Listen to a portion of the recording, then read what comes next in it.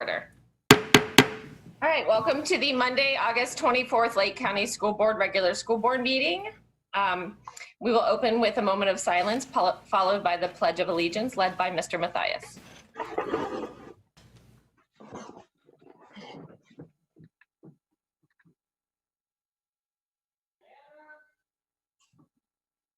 I pledge allegiance to the flag of the United States of America and to the republic for which it stands, one nation under God, indivisible, with liberty and justice for all.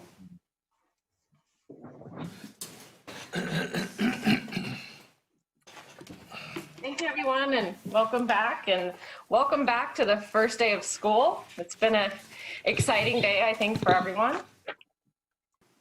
Do we have any changes, amendments, additions, or deletions to the agenda today? You have an HR addendum that was added to board docs today under item 9.01. Okay. Anything else, board? Seeing none? All right, let's go on to approval of the minutes. Superintendent? I recommend approval of the minutes from the special school board meeting, July 20th, 2020, the special school board meeting public hearing, July 27th, 2020, and the regular school board meeting, July 27th, 2020. So moved. Second. First and second, all in favor? Aye. Any opposed? All right, motion passes. Do we have public input? Yes, ma'am. We have one here and we have one virtual, right? So if we can take the one that's here.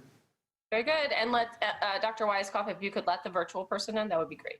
Mrs. Franklin, if you'll come up and give your name and address, and you have 3 minutes. Good evening. Courtney Franklin, 11523 Clare Place, Claremont, Florida.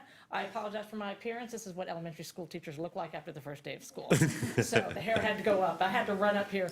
I wanted to tell you first what a great day it was. The kids smiling, the teachers smiling, everybody I've never seen anybody so excited to go back to school as when I looked in the mirror this morning. I was like, let me get back there.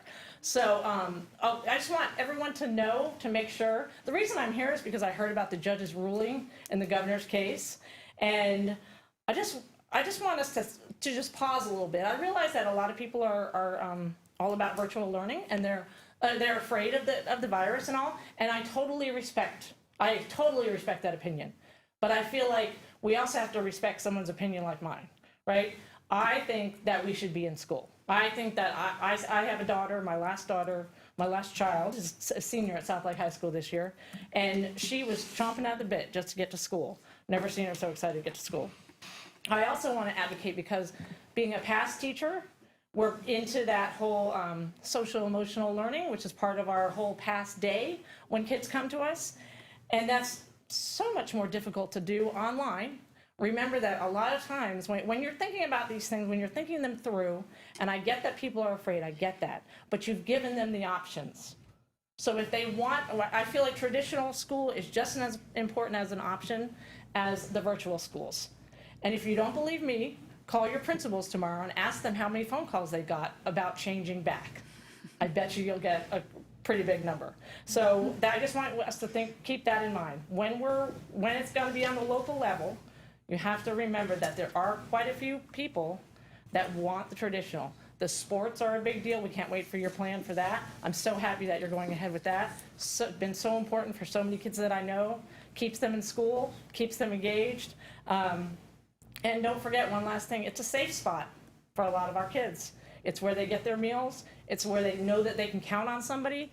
So just because of that governor's, the judge's ruling, I thought to myself, okay, we all know about Lake County Virtual, we all know about Lake Live, we all know about Modified Day, but I just want to advocate for the traditional school, because that definitely has its place as well. Thank you. Thank you, Mrs. Franklin. And thank you so much for what you're doing for our kids. Thank you. Is Mr. Klatt our second person? Yes, is he in? Yes, he is in. Go ahead, Mr. Klatt. When you unmute. Unmute. Good evening. The speaker earlier talked about children and families having options. I guess another point I would make, did teachers have options? Okay, now, congratulations on your re-election, Madam Chairperson.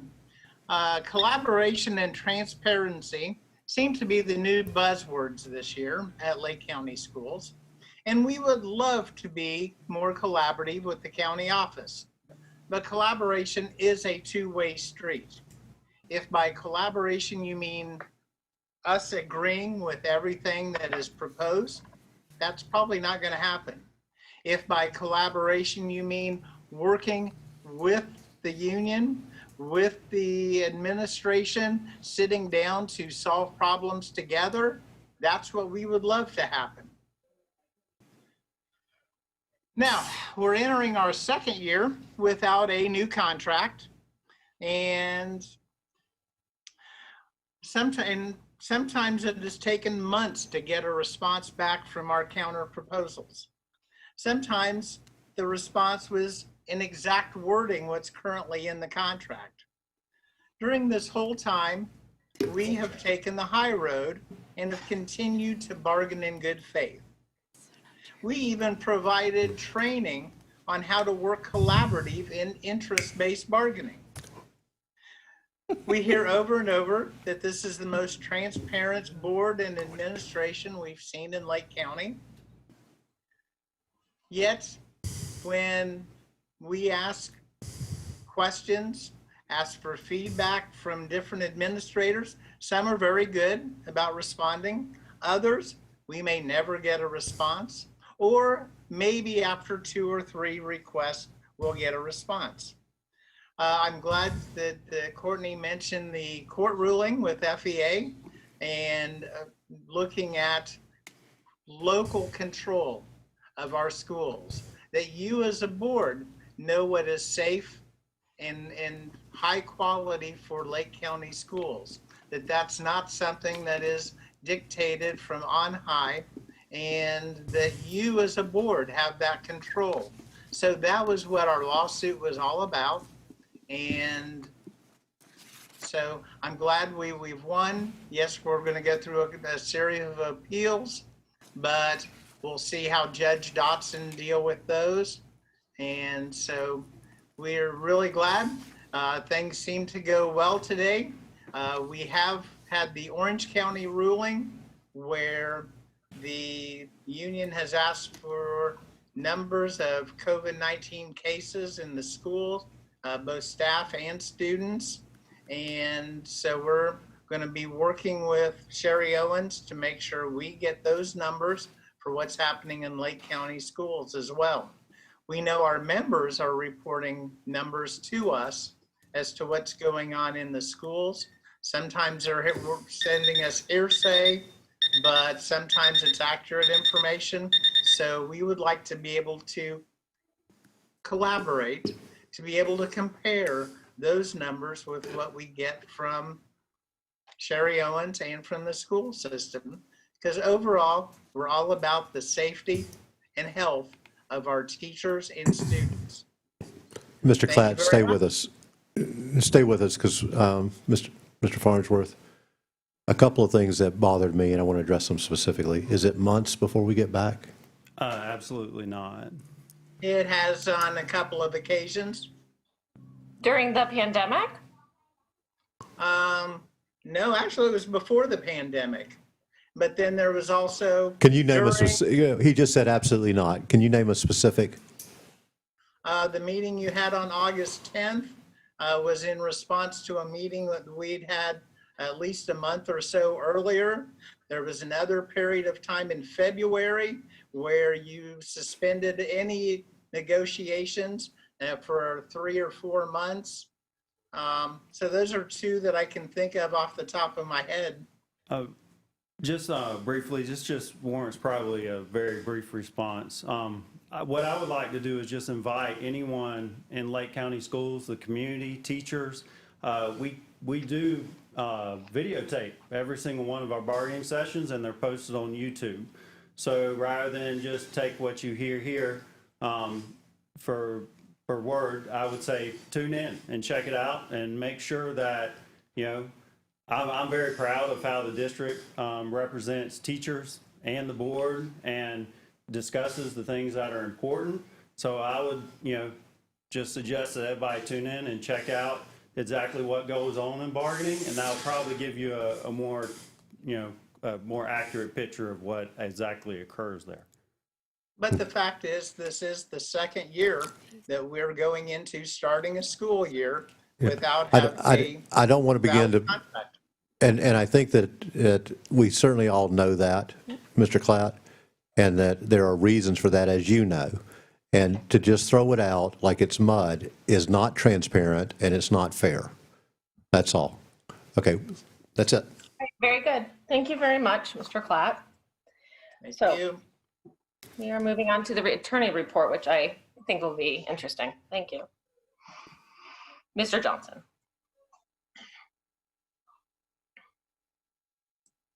Sorry about that. You want to discuss this now or at the end of the discussion after you've gone through all the other business?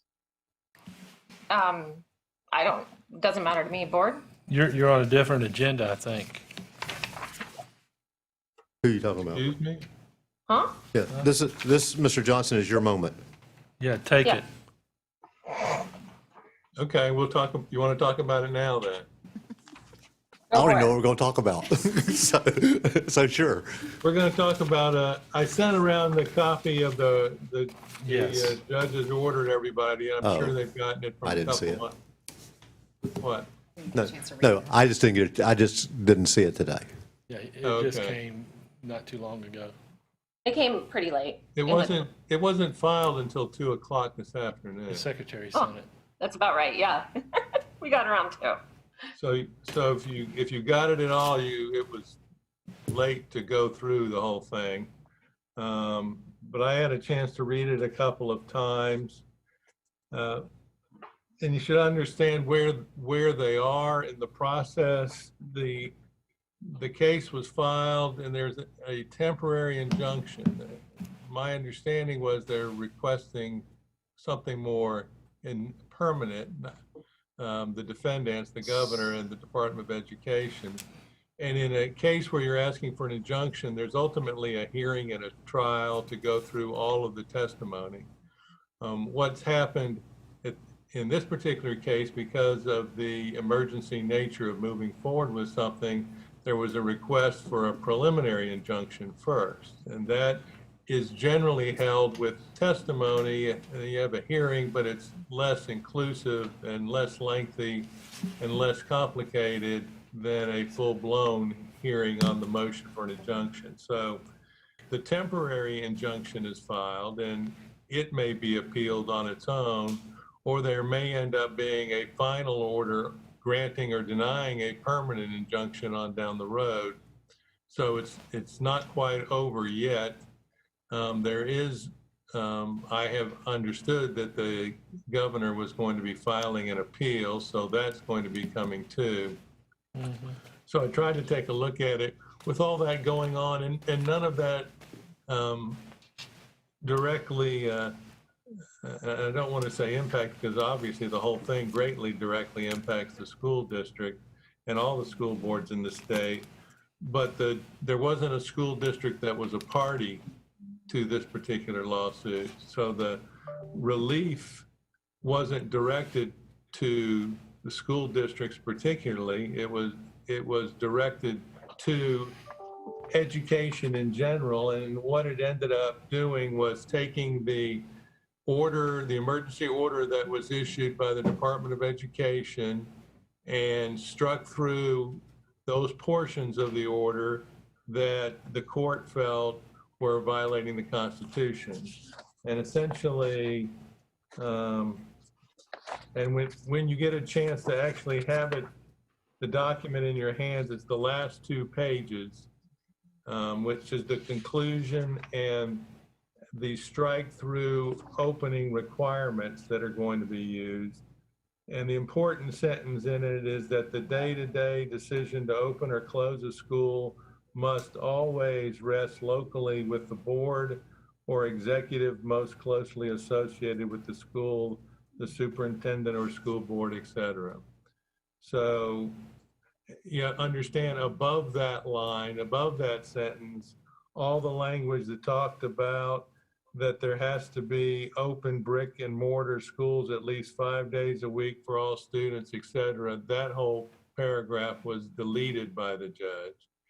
And the judge just left the rest of the sentence, which talked about it's really the school board's obligation and duty to run the school system, not the state or the Department of Education. There's going to be still a fixed date for opening and closing of schools, but at the moment that's waived in order to give effectiveness to this order. There's no requirement, or I should say the requirement that was in the emergency order for a waiver of the FTE requirements based upon putting together a plan is gone. So that's no longer a requirement. So essentially what the order ultimately does is it creates an amended emergency order that says that local school boards have the authority on a day-to-day basis to open or close a school. You know, all those discussions that we had when the order came out about the health department, whether they were actually participating or not, and whether the school board could rely on anything the health department said, those were all discussed by the judge in his order. He also discussed the Hillsborough County situation where they came in a couple of times and tried to do essentially what the governor had allowed Broward, Dade, and Palm Beach to do, which is delay the opening until a later date. And the judge noted that their efforts to do that were the same thing as what Broward and Dade and Palm Beach were doing, except there was an argument by the Department of Education, well, they were still under phase 1 or 2 or whatever of COVID, and the judge said, well, that's not really in the emergency order, and there was no determination that that made a difference one way or the other for the safety of children. When it's all said and done, what I look for is, okay, well, where does that leave us? Because the order talks about schools not being open yet. One of the things that you do in an injunctive relief situation is that you make a decision upon what's going to be the situation moving forward from that date until the case is finally concluded or the next event occurs in the litigation that would have an impact upon the result. So in this particular case, the judge says, we're going to maintain the status quo, which he says in the order, which is the kids don't go back to school until this is resolved. Well, as we all know, for many counties, that decision is too late to be the status quo because the status quo is come and gone. Schools are already open. But I think you fall back to the language in the amended emergency order that says the day-to-day decision to open or close the school must always rest locally with the board or the superintendent and the board. So it would appear to be that at this point in time, the options that you have on how to move forward, given the outcome of this order, rest with your decision on how to move forward. I think the judge, you know, and understand this would probably be appealed, I would imagine, fairly quickly, which, you know, will complicate matters more because students will be in and then out, or depending upon what the board does, whether you decide that it's the best for the students to leave them in school or to stop one part of the options that you have available. I mean, those are all decisions that you're going to have to make, but the bottom line of this order is that that's your decision to make, and you can do that. You know, Hillsborough County got together a panel of 7 doctors, and those doctors gave input on at what point was it safe? Was it safe then? Was it going to be safe later?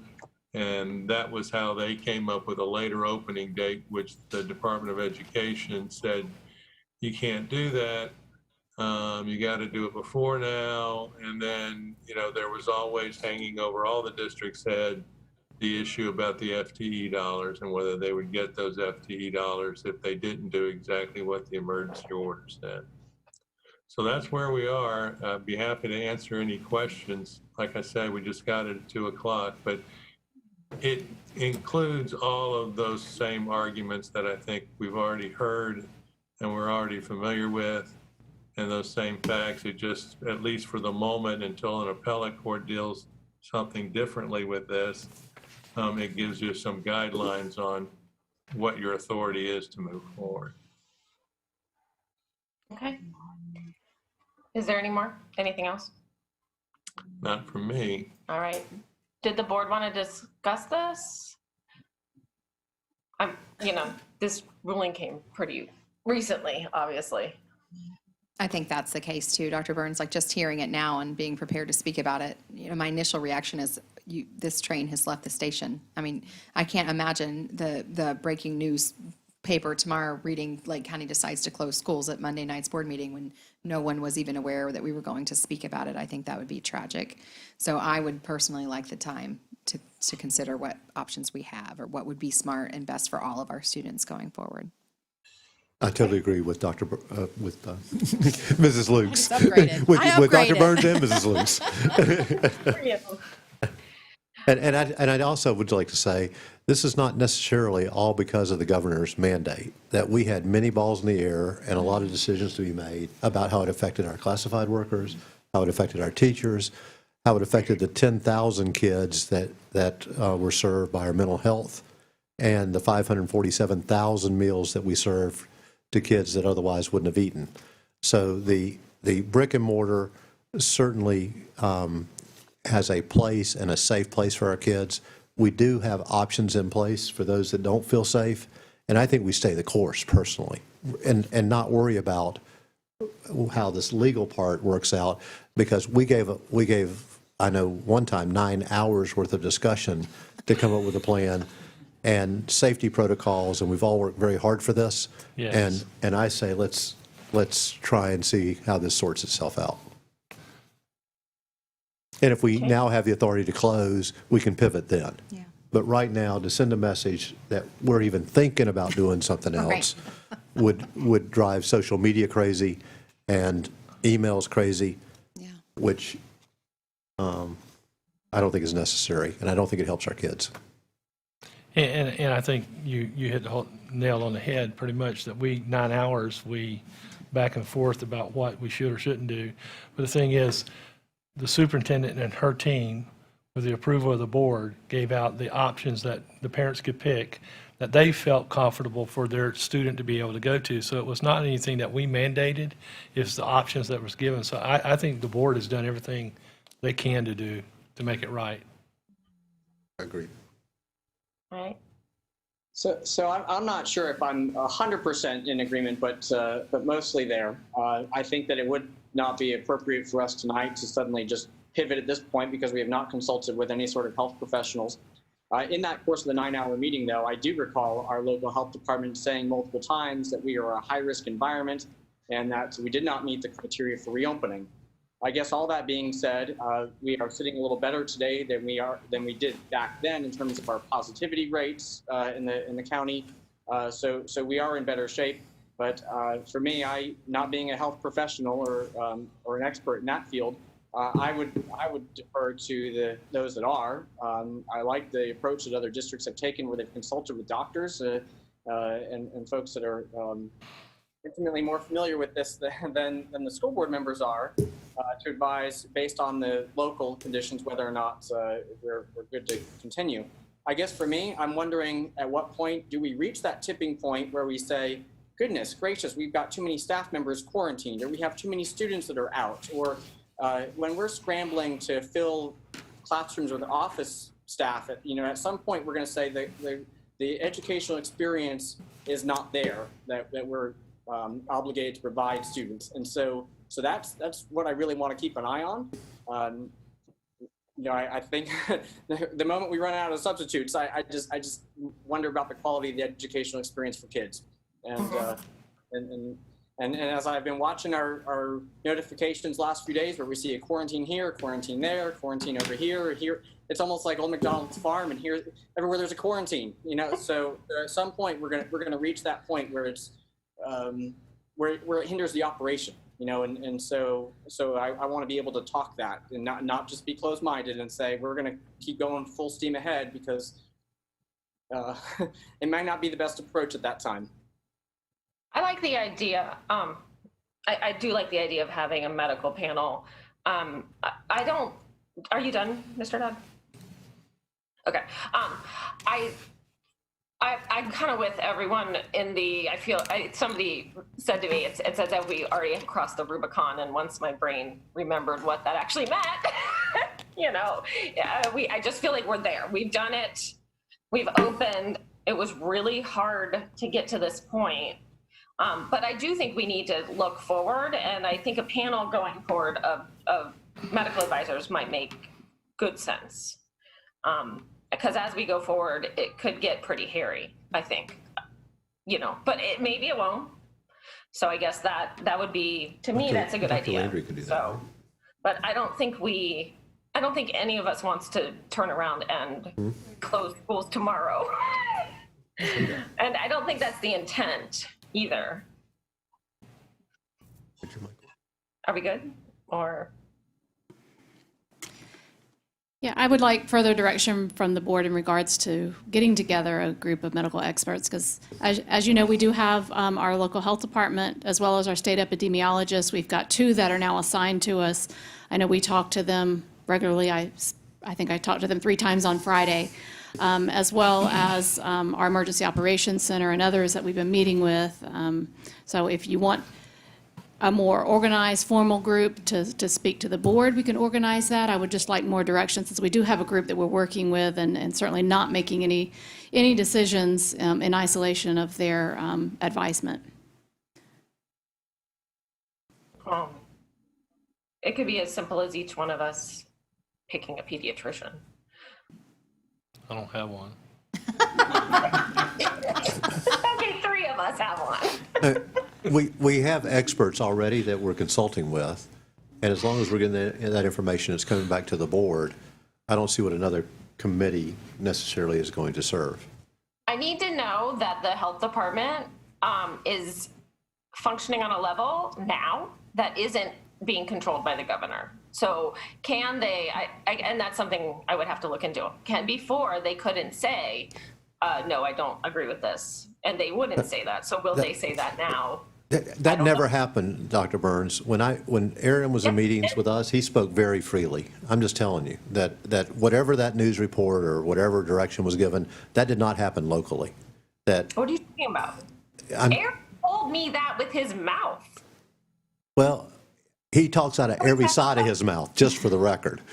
But when we were in meetings with him, he was very straightforward. That's all I can say. Am I right? He was, until he At that moment, he was straight, and then all of a sudden, he'd be something else. Yes, and then he was In the meeting, completely he under was two control of the ways. state.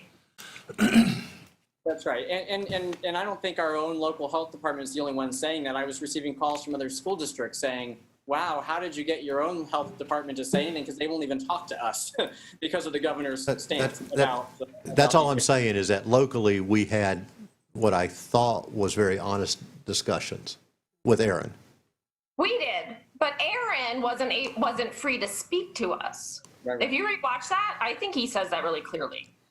He was I don't pretty know what report straightforward. we're talking about.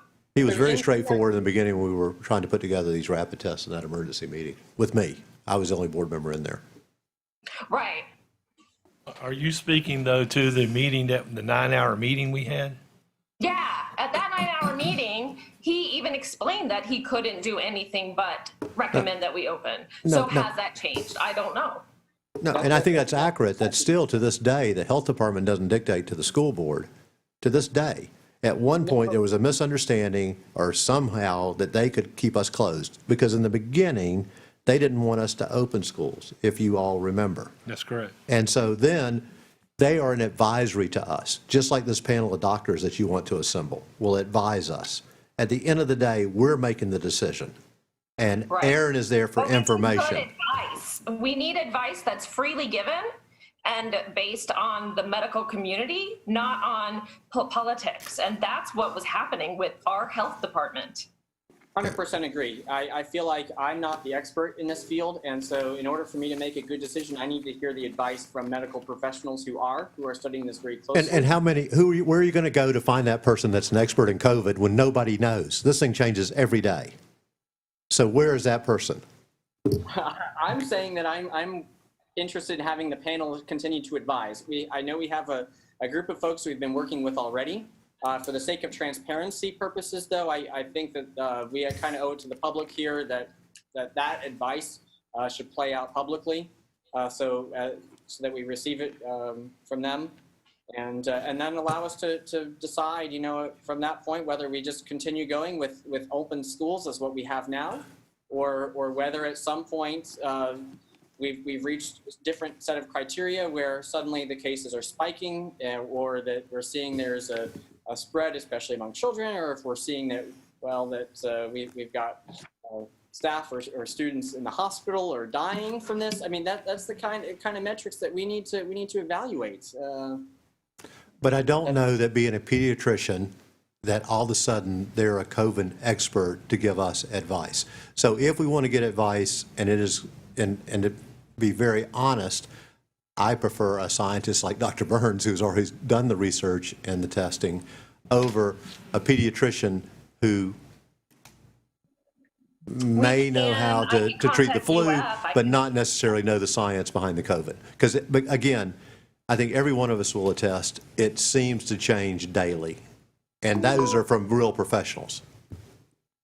Can I ask also just a clarifying question? Because in response to what Mr. Dodd said about having somebody, like, what if we see an outbreak and we've kind of talked about what to do on an individual school basis, but then if we see, like, I know the epidemiologist is giving us advice on a regular basis. Is there a number? Is there a magic recipe, I guess, where you're tipping one way or the other? Do we have that in place already with the plan that you're working with the state health department and the epidemiologist, where we would work through that?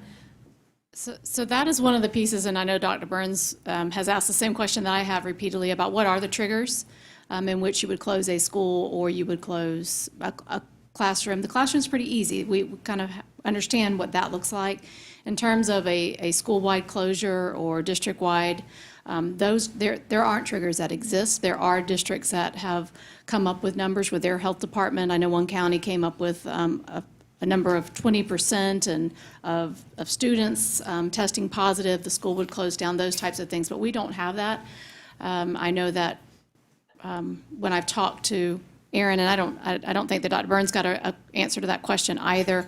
They've said that we'll deal with that when there's cases. We'll look at the community spread. We'll look at the numbers at that time and make a decision along with the board. So they could not give us any specific triggers or numbers that would warrant a closure. Okay. That does seem kind of important Yeah. to have a sense. Yeah. Yeah. Just And that's going to come from the health department. that was my question. That too. does come from the health department. And if we go back to the order as Mr. Johnson read it, it is the board in collaboration with the Department of Health that makes that decision. So we would have faced this in a week. I mean, I don't, like, this is something that we should look at anyway, in my opinion. I don't think it has a thing to do with opening schools. They're Exactly open. We right. just I need agree. to know Agreed. what's safe. Totally agreed. Makes sense. Yeah, that's what we're really looking for. What's safe? But I have to say, I'm just thinking about a conversation I had with my own pediatrician probably a month and a half ago when my kids had their back to school physicals. And she said to me, kids need to go back to school. So I still think we're going to be all over the place with an advisement of pediatricians as well. And so that's where I struggle.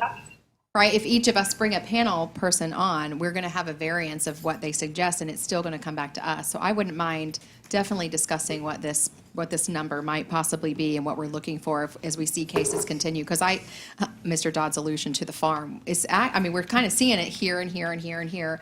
Nothing significant at this point, but what number does it become significant? What's that percentage? But I'm not sure. Like I said, I would love to ask my pediatrician. I highly value her opinion. I have asked her.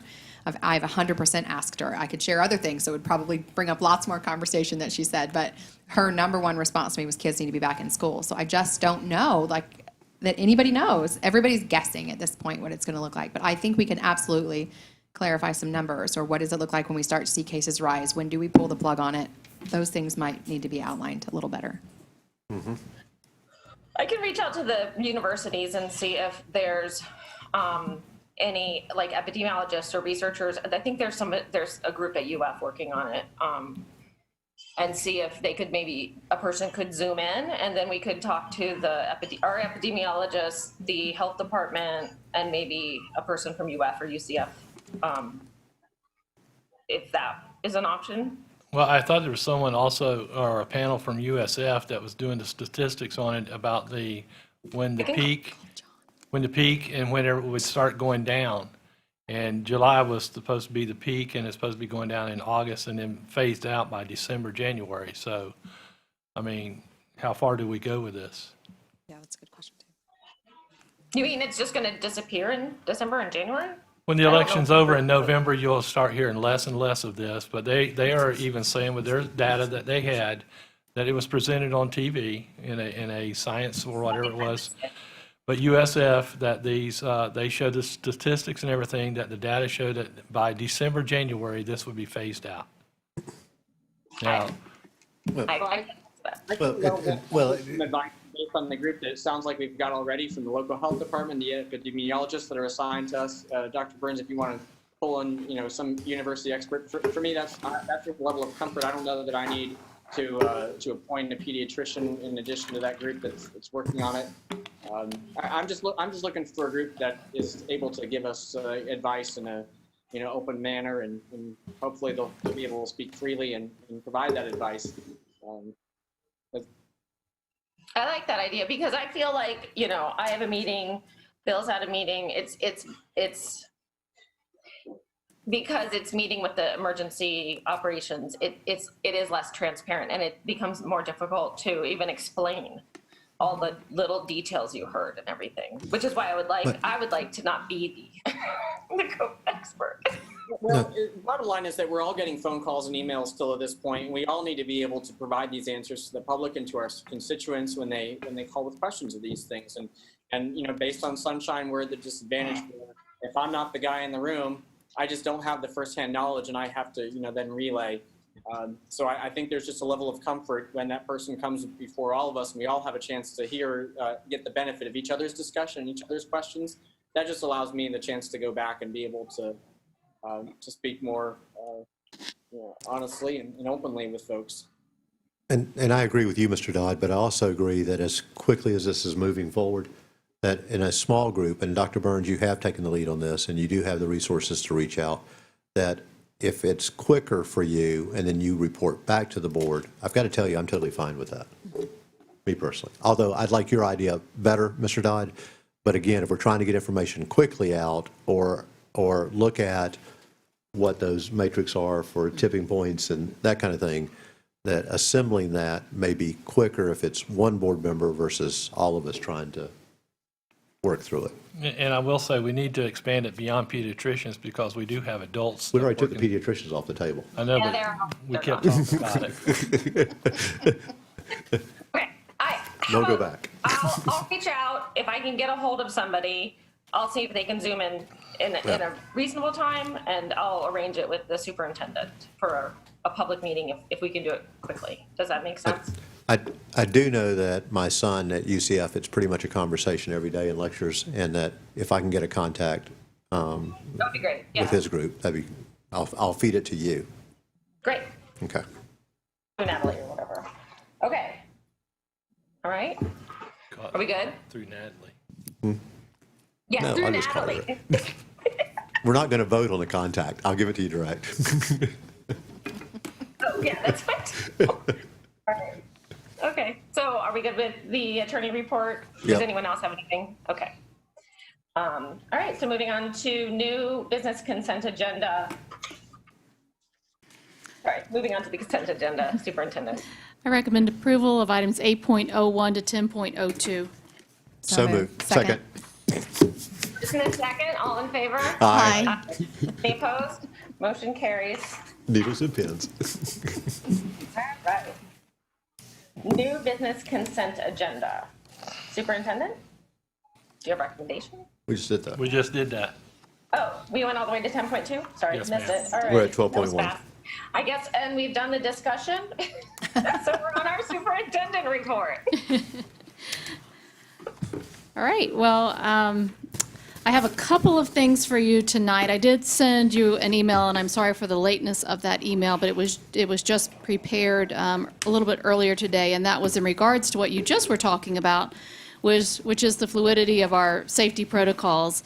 I did have a late afternoon conversation on Friday with our newly assigned state epidemiologist. She was extremely helpful as we went through, again, some safety protocols based upon some of the latest CDC information in regards to the virus serving now as an aerosol and the spread being a little bit different than they had originally thought. We went through and made some revisions to the safety protocols. I highlighted the changes for you, and I just, I emailed it to you, Mr. Dodd and Dr. Burns, and then those here in the room have a copy in front of you. And Dr. Burns, as our local expert, I have talked to her about these as well, and some of this was guidance that she also provided to me from some of the groups that she's been working with, plus her own research. So one of the things that was the same, the information in the elementary and the middle and high section are exactly the same, but because the information changed in each section, I wanted to just highlight it. I also wanted to go through and add the additional items that came to us through the generous donation from the Board of County Commissioners with their CARES Act funding. So I did include the cleaning protocols with the microsure disinfectant as one of our additional protocols. But also, if we go back up to the elementary section, one of the things that Dr. Burns shared with me, and if it's on the CDC guidelines as well, it says that face shields without an additional face covering are not recommended by the CDC due to limited data to show their effectiveness for source control. And so we're discouraging that at the school level in regards to students in particular, that if they're going to wear face shields, they really need a mask. So that's really not a good alternative. There are cases in which for teachers it is very appropriate depending on their teaching assignment, and I've highlighted that information there as well. So there was some information specifically to discourage the use of face shields since they're not recommended by the CDC, so we included that. The big discussion that I had with the state epidemiologist was in regards to the individual desk shields because of now the information about the virus being transmitted like an aerosol. The concern is that if students are taking their mask off, there is the possibility of the way that it spreads to spread around and over. And so we talked about really our 3 layers of defense, which are a mask, the desk shields or partitions, and social distancing. And so I have added in there that students will have an individual desk shield provided to serve as a safety barrier. While the barrier provides an additional layer of protection, face masks are still required to be worn. Students needing a break from a mask may do so only at the approval of the teacher and when the student is seated at least 6 feet from other students and seated behind the desk shield. So anytime if I take off the mask, I've just taken off one of my layers of protection if we think about it being a 3-tiered system, and making sure that at all times there at least that we maximize by keeping those 3 layers in place. And if there's a student who needs to remove them, that we allow them to do so only if they're located 6 feet apart. And I heard Ms. Luke say that that her child's class has kind of a mask-free zone where they are able to go and take off the mask if they need a break. And so those partitions do serve as a great barrier for us, but not in lieu of a face mask. And so this is new information. So what I'm asking tonight is, as the only other things that I added to this would be the microsure and also the use of the temperature scanners in the front office. Those were our 2 new things. The other thing that is new is on the last page, there is a new decision tree that was given to us by the Florida Department of Education. This was done in collaboration with the State Department of Health. And we amended it only to add up in the top corner, it says if you have been exposed or are asymptomatic and want to be testing should not occur until at least 3 days post-exposure. And this copy that I'm looking at, and hopefully yours is correct, I did add that, that the only test that we will be accepting is a PCR test. I did add that, and it's not on my printed copy, but hopefully it's on yours. If not, I'll make sure you get the correct one. Those were the only amendments that we made, as we did not want to alter the document that was provided to us by the state. I'd like to entertain any questions that you have about these protocols. Otherwise, I would like to enact my emergency order with Board Policy 3.23 that would allow me to go ahead and disseminate this information, because I don't want it to sit and wait, and it's not on the agenda for you to take action on tonight. So I will take any feedback that you have, any discussion, and then ask that you go ahead and allow me to approve these so that we can get them out as soon as possible, so that our teachers and administrators have that information. Okay. Mr. Dodd, I had a look at them earlier. They were okay with me, Mr. Dodd? Yes, so I had a question. So I first kind of got in touch with this one when I was going through the orientation of a preschooler. They said there was a new rule from DCF this year that kids who are out with a fever now have to be have to have a 72-hour period without fever-reducing medicine before they can come back to school. Previously, that had been 24 hours. And so we have VPK students, and so I wondered if that applied to them, because that seems to be new. But then my question I almost thought was answered, because the pink paper that is coming home with our students, so my kindergartner and my fourth grader have now brought home our own health paper from Lake County Schools, and it also refers to a 72-hour period free of fever without a fever-reducing medicine. That 72-hour period seems to align with what DCF told the preschool, but it differs from this state decision tree that just still speaks about 24 hours. Well, I don't know if the superintendent wants to speak to that. I know that it was there. I don't know what was sent out because I didn't get a pink paper. But I do know that 72 hours is recommended in some, like some states, but this came out from our state. And so I'm not an expert enough on the quarantine procedures to know which one is the best. I mean, you can always say the longer one is the best, but you know, you also want kids in school. And so it's pretty traditional to have the 24-hour thing. Was it specific for COVID? No, and it's our own Lake County Schools paper that says 72 hours. Oh, I can't speak. It's with all the other papers, you know, about signing, about receiving a code of conduct. Decision tree, yeah. No, So, it's not even a decision. It's yeah, so you're correct, Mr. Dodd, that you're referring to, I didn't know it was on pink paper now, okay. So our original decision tree did have a line that was specific to fevers that were resulting from things other than COVID. It was talking about flu. If you remember, it was in that line, that string where it talked about if you were negative for COVID, they were going to give you a flu test. If you were positive for the flu test, and then you followed the tree down, it did talk about the 72 hours. So I believe that's where that originated from. On this particular document, it's referring to, I think you're talking about the third line there. It's the orange line. Is that where you're seeing the 24 hours? No, well, I'm not looking at. Oh, you're not looking at the one that I sent. You're looking at the original. Yeah, this is what's coming home with all the kids, and so this 72-hour period mirrors what DCF has told the preschools here in town about 72 hours, and that 72-hour period is not just COVID, but it's you know, flu, strep, what you name it. Name a reason a kid would get a fever, and if they have to go home for a fever, that they can't come back for 72 hours. And that mirrors the guidelines that we're sending home with all our back to school forms for people to fill out. Mm-hmm. So I guess, so my question is the 72 hours accurate, because that's what people are saying, or now are we following this new state document? Does that override DCF's recommendation and everybody else on that? That's where I'm just trying to reconcile the difference. Is it 24 or 72?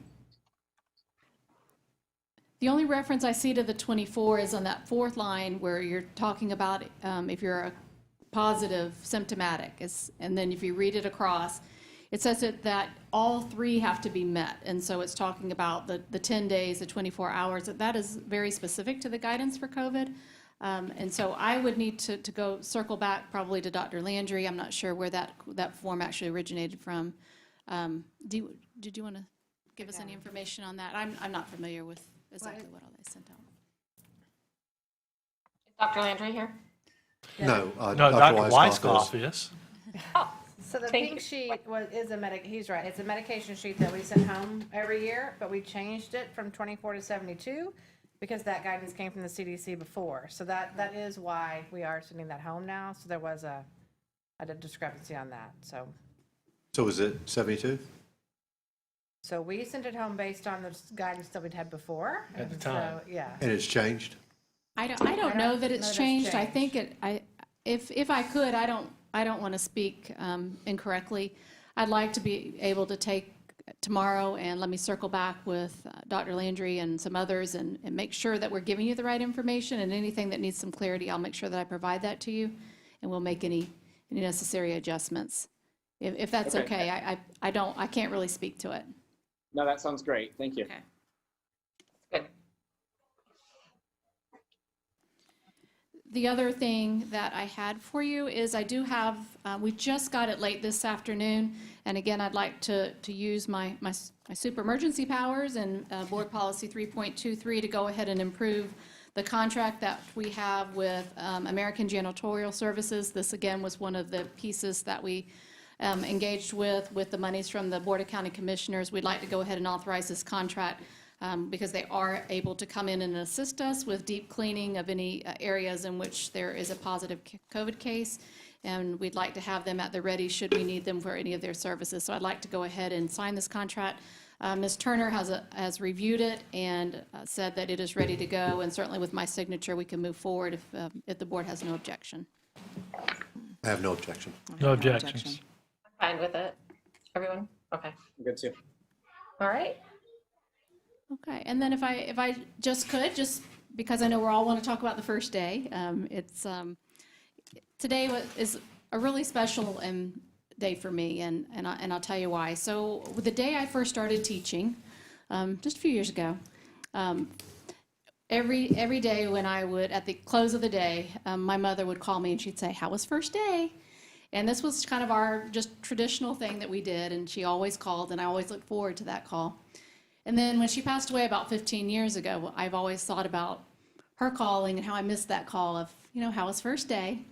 And so I thought about today, and I thought, she called me today and said, "How was first day?"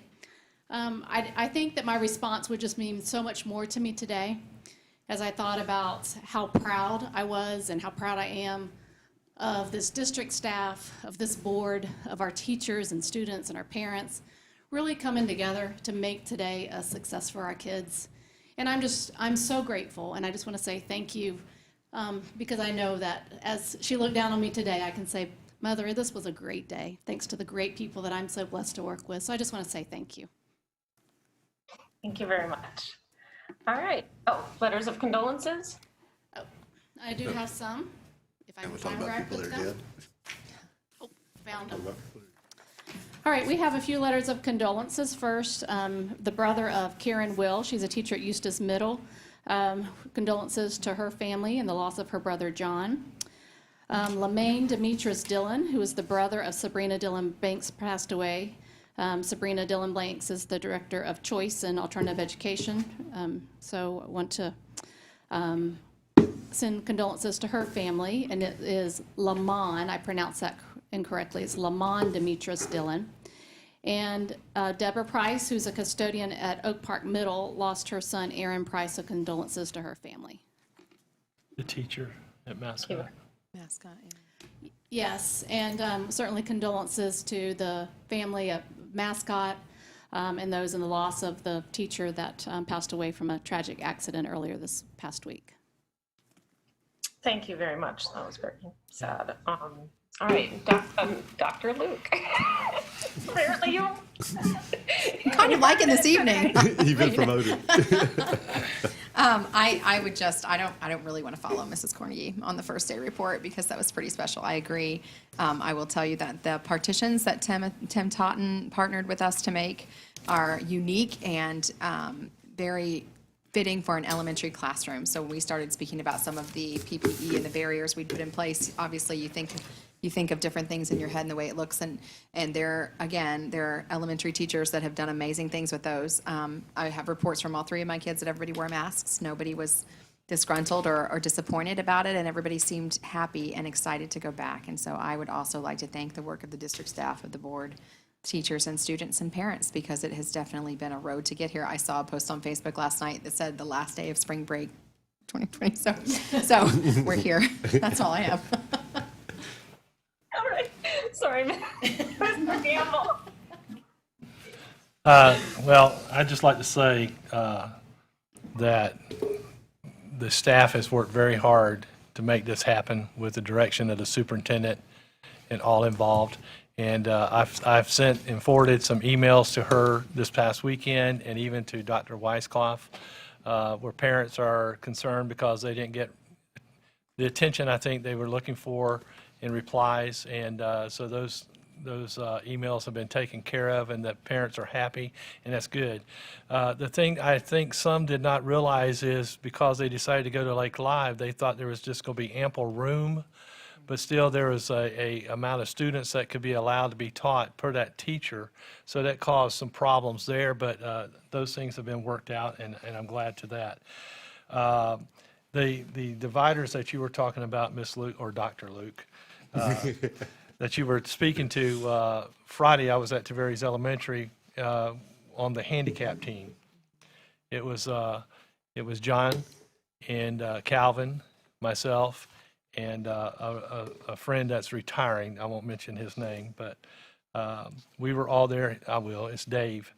And we were there putting those things together, and we were considered the handicap team because of our age and all that was involved. But we put together all that was needed there at Tavares Elementary, and it was a unique thing. And the teachers appreciated the ones that took them, and some decided that they said we can get 6 feet apart, so we didn't want them. So that was okay. But the thing also is I found out that Kim Cronin's daughter participated with the guy from Umatilla in making those, putting them out, working late at night to make that happen. So hats off to him and his company for doing that for Lake County Schools. Also, I didn't pull 8.09 tonight about the painting and things, but something that I would strongly suggest is that we may postpone that as far as when it would be done because of what they may bring to our campus as far as the COVID or something of that nature there, even though they would be there after hours or whatever, but still, unless somebody went in after they left and very much, took care of everything they touched or whatever, they could have brought something that might stay there with us. So, and then also,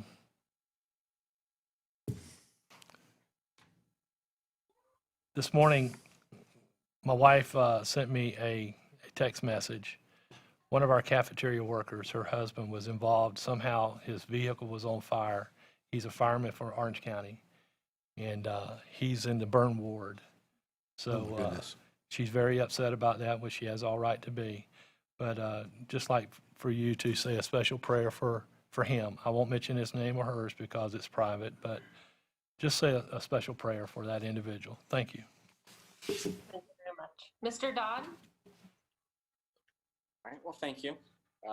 Certainly this first day is it's one for the books and one that I think will be unforgettable for everybody who has had a chance to participate in any way, shape, or form. I had an observation leading to the first day, and that was a great kudos to the folks over at Cypress Ridge. And I know that they're not the only ones in this boat who had gone to great lengths, but they're the ones who I had experienced, who had gone to great lengths to ensure that all the kindergartners had a chance to meet their teacher with the parents before the first day of school. They broke it into extremely small groups with a greeting first from the principal and then being escorted down to the classrooms. And the groups were so small, I know those teachers put in a lot of hours to make that work. but for this kindergarten parent, that goes a long way, and so I'm really thankful. I know that not every school out there had were able to figure out the logistics of making it work, but so anyway, I'm thankful that they did.